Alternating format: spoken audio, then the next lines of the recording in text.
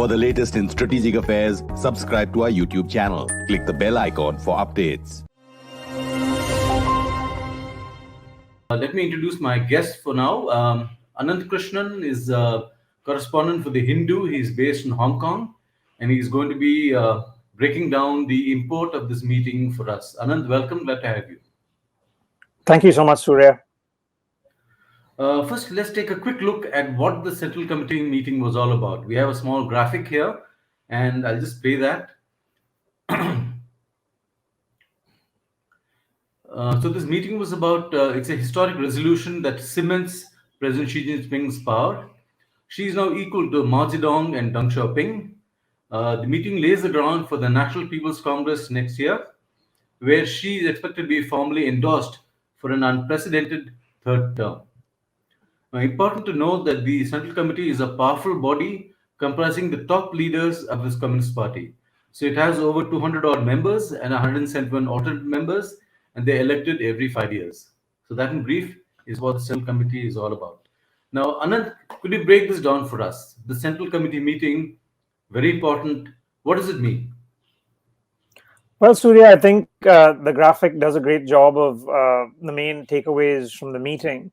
The meeting that opened on Monday and concluded yesterday on Thursday, November 11th, was the sixth plenum of the 19th Central Committee, which is the current 5-year Central Committee.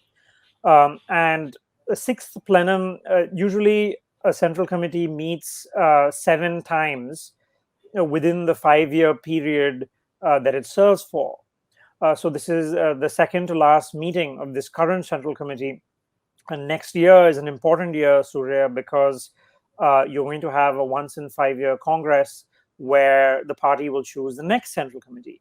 And historically, Surya, the sixth plenum is something that focuses on matters of politics and ideology. So it's always been, it always has had its own significance. Every plenum has its own focus. For example, the third plenum usually focuses on economic issues and so forth. And so the focus on this one was on ideology.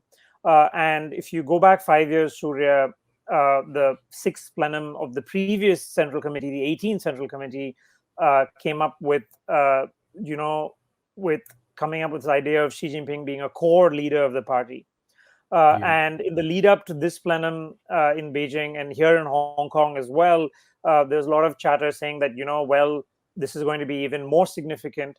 And it turned out to be true because what this plenum did, which we can speak about in more detail, was pass what was called a resolution on history. And this was the first time that the party had done that since 1981. And why it's so rare that it passes a resolution on history is that it takes a lot of course, it needs somebody to force a consensus of essentially looking back on the party's entire history and coming to terms with that. It's only happened 3 times in the 100 years of the party's history, which was why there was so much buzz about this week's meeting.